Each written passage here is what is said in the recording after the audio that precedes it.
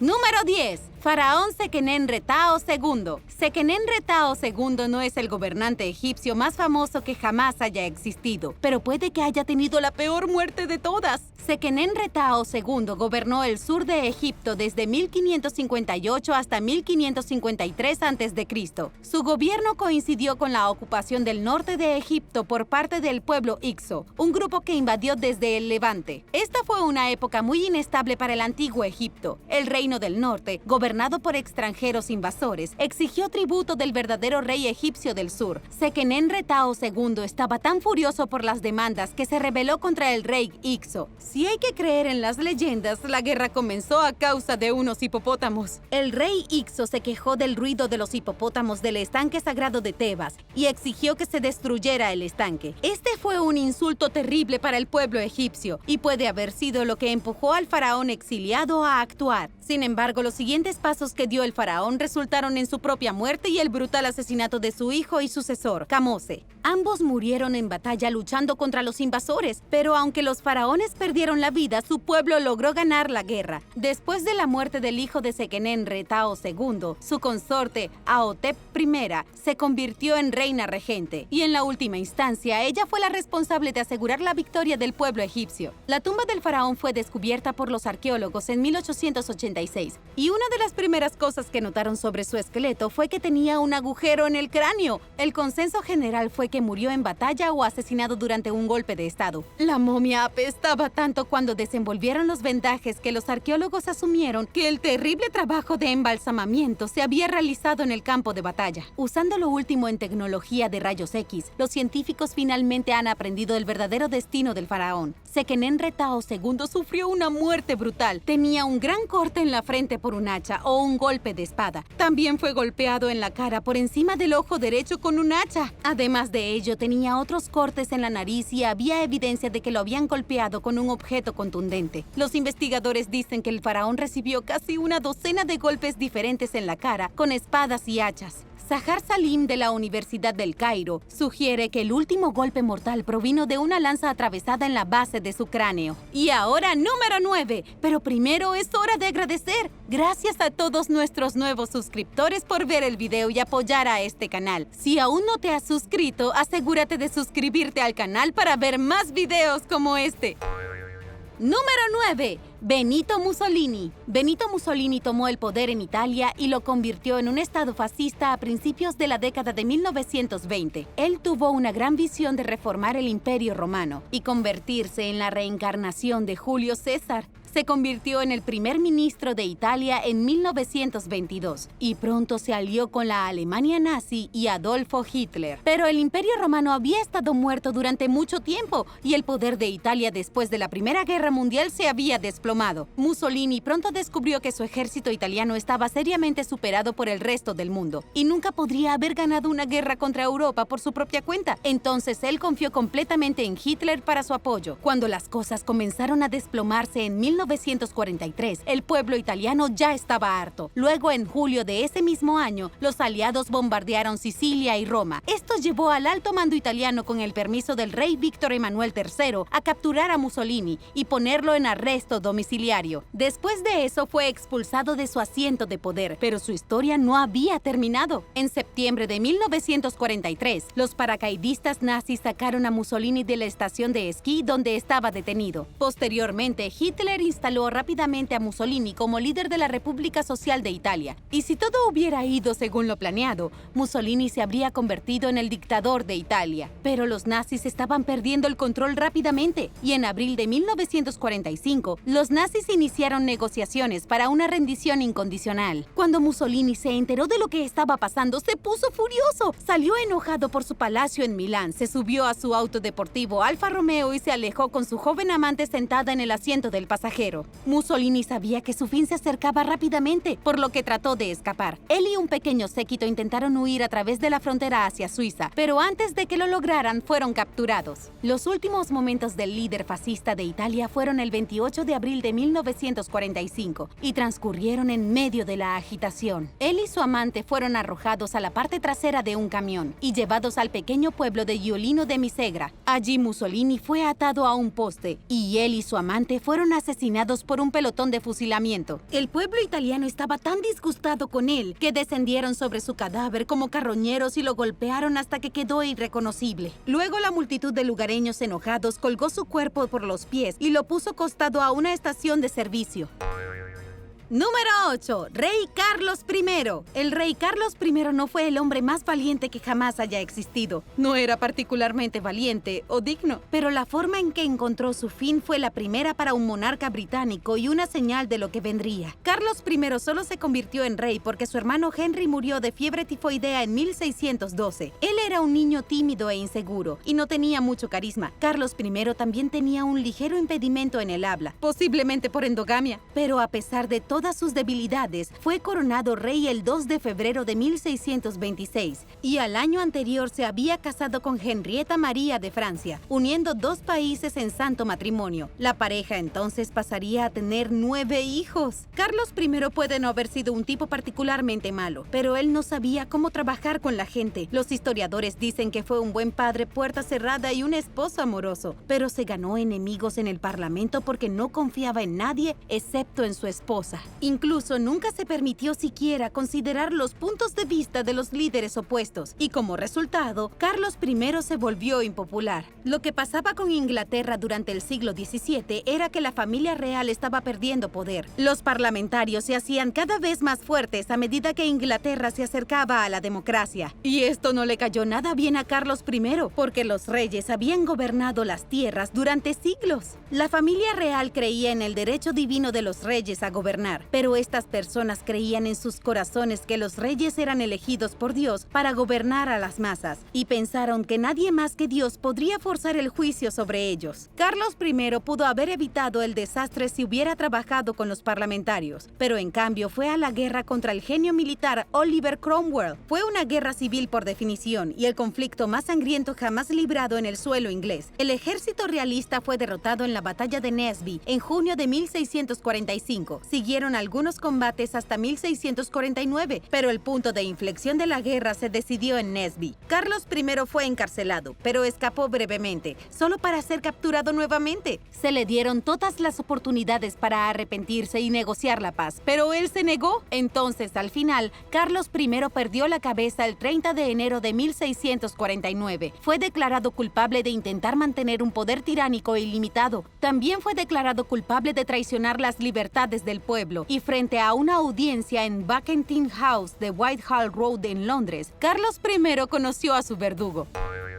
Número 7. Julio César. El nombre de Julio César probablemente nunca será olvidado. Fue el líder brillante detrás de la expansión de la República Romana en España, Francia, Suiza, Bélgica y Alemania. Sus hazañas militares prepararon el escenario para el Imperio Romano que vendría en las décadas posteriores a su muerte. Julio César también fue un hombre educado. Escribió sobre sus viajes, registró sus teologías e incluso detalló sus pensamientos en cuadernos. Su popularidad entre el pueblo de Roma era inmensa, y esto realmente frustró a los miembros del Senado. ¿Pero qué era exactamente el Senado durante la República Romana? El Senado fue fundado en el 753 a.C., al comienzo de la historia romana, y mientras se colocaban las últimas piedras en Roma, se nombraron a los últimos miembros del Senado. Comenzaron como un consejo asesor sin apenas poder. En ese momento, los magistrados ejecutivos ejercían la mayor parte del poder, pero el Senado al final se las arregló para llegar a la cima. Tomó algunas generaciones, pero pronto el Senado tuvo el control absoluto sobre la República. Estos tampoco eran funcionarios electos, sino personas designadas por el órgano del gobierno. A los senadores no les gustaba Julio César porque estaba recibiendo demasiada atención. También estaba acumulando constantemente su propio poder e influencia. Comenzó con las guerras de Galias, que se libraron entre el 58 y el 50 a.C. Después de que Julio César conquistó la región conocida como la Galia, que hoy en día es el área que abarca las actuales Bélgica, Francia, Suiza y Alemania, se negó a ceder el control de su ejército. Luego entró en Roma en el año 49 a.C.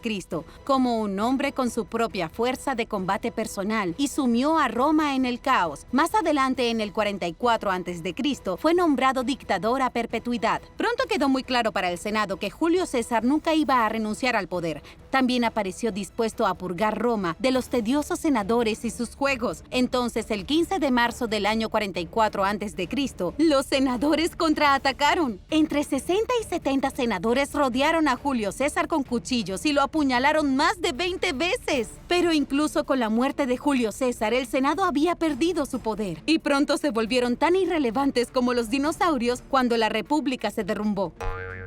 Número 6. Rey Creso. Las últimas palabras del rey Creso todavía se usan hoy. Justo antes de que el rey fuera ejecutado en el año 546 a.C., pronunció la siguiente frase: ningún hombre será siempre feliz hasta que se sepa el final. El rey había escuchado la frase años antes de su muerte pronunciada por Solón el Ateniense, uno de los 7 sabios de la antigua Grecia. Pero cuando el rey escuchó las palabras por primera vez, era tan rico y arrogante que no podía comprender su significado. No fue hasta que estuvo a las puertas de la muerte que se dio cuenta de cuán cierta era la frase. El rey Creso no es uno de los líderes más famosos del mundo. Fue el rey de Lidia entre el 560 y el 546 a.C.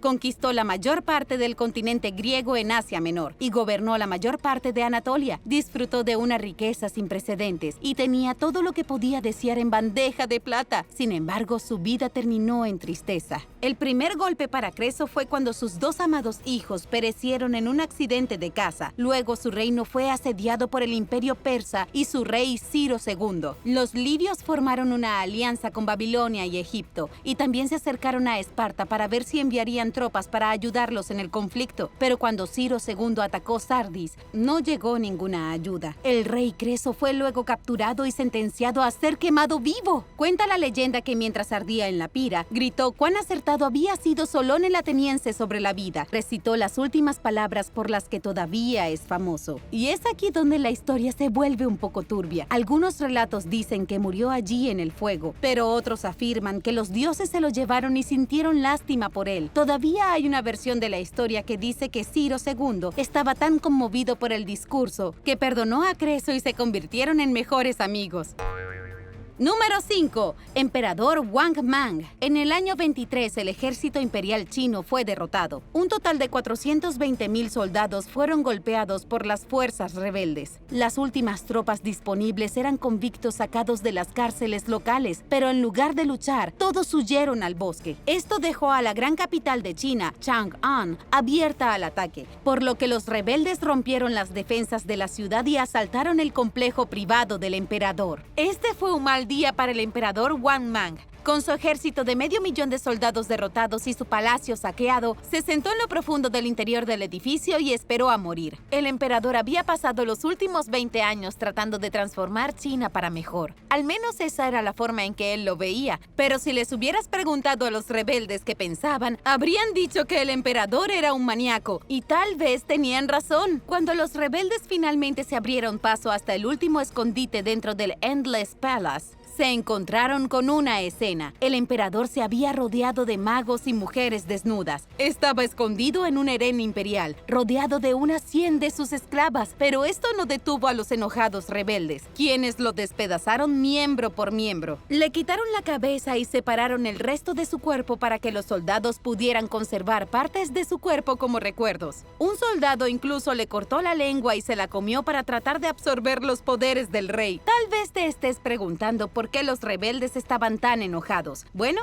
el emperador Wang Mang fue extremadamente controvertido debido a ciertas reformas que trató de imponer al pueblo chino. El emperador inventó una de las primeras formas de pago de la seguridad social. También comenzó a recaudar impuestos adicionales de los ricos para ayudar a los pobres. Introdujo monopolios gubernamentales sobre productos como el hierro y la sal para ayudar a prevenir una rápida inflación. Luego prohibió la venta de tierras cultivadas como una forma de evitar evitar que los agricultores se deshicieran de sus propiedades después de una mala cosecha. La mayoría de las cosas que hizo el emperador fueron para el mejoramiento de la gente en el futuro. Incluso impuso un fuerte impuesto a los dueños de esclavos que hizo que fuera demasiado costoso para las personas poseer esclavos. Y esto ayudó gradualmente a abolir la práctica en China. Pero los campesinos, las mismas personas a las que el emperador estaba tratando de ayudar, le arrancaron las extremidades y le comieron la lengua. ¿Cuál crees que sería la peor manera de morir? Cuéntanos en los comentarios. Y mientras lo haces, suscríbete.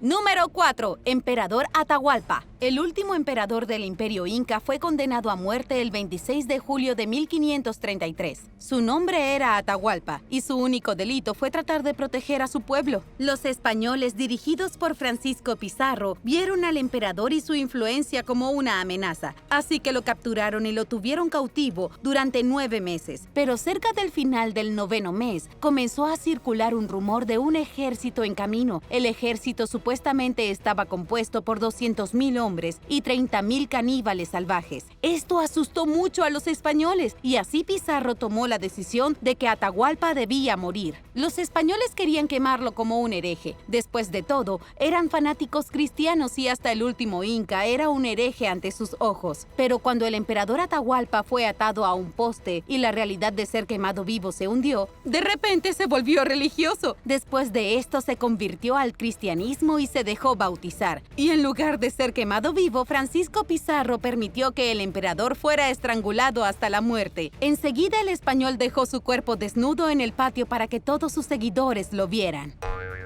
Número 3. La reina Zenobia. La reina Zenobia nació en algún momento a principios del siglo II. Ella era gobernante del Imperio Palmira y enemiga de Roma. Su reinado fue durante un periodo muy extraño en la historia conocido como la crisis del tercer siglo, entre el año 235 y el 284. Roma cayó ante la anarquía. La guerra civil estaba estallando en todo el imperio y las piezas se separaban para formar sus propios gobiernos. Y en su apogeo, la crisis dividió a Roma en 3 regiones principales: el Imperio Galo, el Imperio Palmireno y el Imperio Romano. Se sabe muy poco sobre la vida de Zenobia, pero lo que se sabe de ella proviene de los relatos del historiador Zósimo del siglo V, 300 años después de su muerte. También hay relatos históricos de los eventos que rodearon la vida de Zenobia, que pintan una imagen muy clara de ella. Zenobia se casó con el gobernador romano de Siria, Lucius Septimius Odiantus, en el año 258 y tuvieron un hijo. Pero hubo algunos problemas importantes entre los gobernantes de Palmira, los persas sasánidas y los romanos. El emperador Valeriano de Roma atacó a los sasánidas en el año 260, pero resultó ser un fracaso épico. Fue derrotado y hecho prisionero, y el rey sasánida, Shapur I, lo utilizó como escabel. El emperador Valeriano murió más tarde en cautiverio y fue exhibido. En respuesta, el esposo de Zenobia, el gobernador Odiantus, trató de formar una alianza con Shapur I.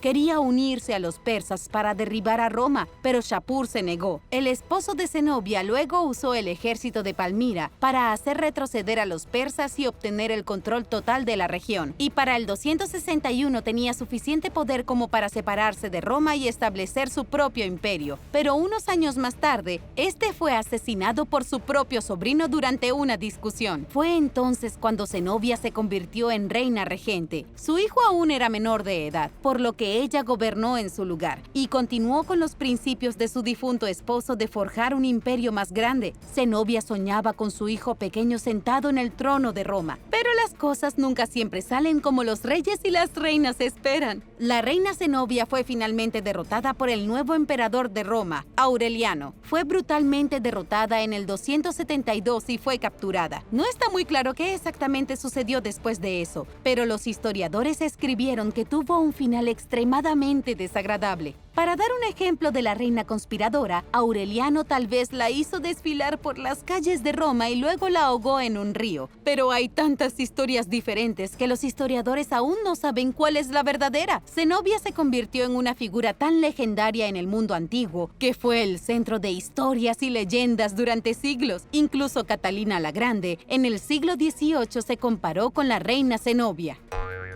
Número 2. María Antonieta. María Antonieta pasó de ser una princesa querida a una reina odiada muy rápidamente. Cuando llegó a Francia, María Antonieta era una joven princesa austríaca. Tenía tanta gracia y encanto que se ganó los corazones de todos los que conoció. Pero a medida que pasaron los años, fue calumniada hasta el punto que su reputación se desplomó. Su nombre fue arrastrado por el barro, y estar casada con el rey Luis XVI ciertamente no ayudó. El rey era impotente y no podía darle un hijo a María Antonieta, y los historiadores dicen que estaba tan deprimida por esto que ahogó sus penas en el juego, la alta costura y los bailes secretos. María Antonieta recibió todos los nombres bajo el sol. Fue acusada de relaciones inapropiadas con mujeres de la corte y hasta fue acusada de incesto. Entonces ella no tardó mucho en convertirse en la mujer más odiada de Francia. El 5 de octubre de 1789, los pobres de París habían llegado a un punto de ruptura. El pan escaseaba y estaban cansados de oír hablar de las lujosas fiestas de la familia real en su palacio de Versalles. 7,000 campesinos enojados se reunieron fuera del palacio y le exigieron al rey y a la reina que regresaran a París, ya que los necesitaban para solucionar la escasez de alimentos en su reino. El rey y la reina regresaron a París a regañadientes, pero las cosas nunca mejoraron. La familia francesa trató de huir de París en el año 1791, a pesar de que sabían que la mafia los mataría. El rey quería llevar 2 carruajes para no llamar la atención, pero María Antonieta insistió en carruajes más grandes y lujosos. Sin embargo, el carruaje más grande era demasiado lento y se perdieron su cita militar. Después, la familia real fue capturada, llevada de regreso a París y ambos fueron asesinados. El rey fue ejecutado en la guillotina el 21 de enero de 1793. María Antonieta fue declarada culpable de traición y encontró la muerte de la misma manera el 16 de octubre de 1793.